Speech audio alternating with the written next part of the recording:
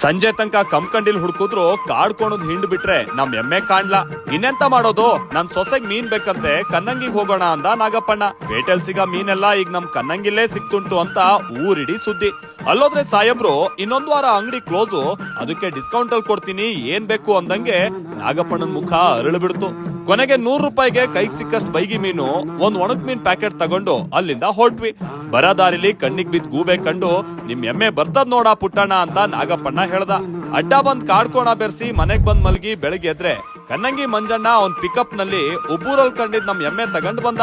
ವಾರದಿಂದ ಇಲ್ದಿದ್ ಎಮ್ಮೆ ನೋಡಿ ನಮ್ಮೂರಲ್ಲಿ ಇಲ್ದಿದ್ ಕೋಣಕ್ಕಿಂತ ಉಬ್ಬೂರ್ ಕೋಣದಲ್ಲಿ ಅದೇನ್ ಸ್ಪೆಷಲ್ ಇತ್ತೋ ಈ ಎಮ್ಮೆಗೆ ಅಂತ ಗಂಡಸ್ರದ್ದೆಲ್ಲ ಮಾತು. ಓಡೋಗಿದ್ ವಿಷಯ ಊರ್ಗೆಲ್ಲ ಪುಕಾರ ಆಗಿದ್ದಕ್ಕೋ ಏನೋ ನಮ್ ಎಮ್ಮೆಗೂ ನಾಚಿಕೆ ಅಂದ್ರೆ ನಾಚಿಕೆ. 3 ದಿನದಿಂದ ಕೋಳಿ ಬುಟ್ಟಿಲ್ ಮೊಟ್ಟೆ ಇಡ್ತಿಲ್ಲ ಅಂತ ಗೊಣಗ್ತಿದ್ದ ಅಮ್ಮಂಗೆ ಎಮ್ಮೆ ಇಲ್ದಿದ್ ಜಾಗದಲ್ಲೇ ಕೋಳಿ ಮೊಟ್ಟೆ ಇಟ್ಟಿತ್ ನೋಡಿ ಅಂತ ಮಹಾನ್ ಪತ್ತೇದಾರಿ ಕೆಲ್ಸ ಮಾಡ್ದಂಗೆ ನಾಗಪ್ಪಣ್ಣ ಅಮ್ಮನ ಹತ್ರ ಶಾಬಾಸ್ಕಿರಿ ಪಡ್ದ. ಇನ್ನೇನ್ ಓಡೋಗಿದ್ ಎಮ್ಮೆ ಬಂತು, ಕಳೆದೋಗಿದ್ ಮೊಟ್ಟೆ ಸಿಕ್ ಖುಷಿಲಿರುವಾಗ್ಲೇ ಬಾಳೆ ಮರದಲ್ಲೇ ಕೊನೆ ಹಣ್ಣಾಗದೆ ಮಂಗ ಅದ್ ಹೆಂಗ್ ಬಿಟ್ವು ಅಂತ ಅಶೋಕಣ್ಣ ಬಾಳೆ ಕೊನೆ ತರ್ತಿದ್ರೆ ಮಂಗ ಕಾಯೋ ನಾಯಿನ ನಮ್ಮಪ್ಪ ಹುಲಿ ರೇಂಜಲ್ ನೋಡ್ತಿದ್ರು. ಸಂಜೆ ತನಕ ಕಂಕಂಡಿಲ್ ಹುಡ್ಕುದ್ರು ಕಾಡ್ಕೊಳದ್ ಹಿಂಡ್ ಬಿಟ್ರೆ ನಮ್ ಎಮ್ಮೆ ಕಾಣ್ಲಾ. ಇನ್ನೆಂತ ಮಾಡೋದು, ನನ್ ಸೊಸೆಗ್ ಮೀನ್ ಬೇಕಂತೆ ಕನ್ನಂಗಿಗ್ ಹೋಗೋಣ ಅಂದ ನಾಗಪ್ಪಣ್ಣ. ಪೇಟೆಲ್ ಸಿಗ ಮೀನೆಲ್ಲ ಈಗ ನಮ್ ಕನ್ನಂಗಿಲ್ಲೇ ಸಿಕ್ತುಂಟು ಅಂತ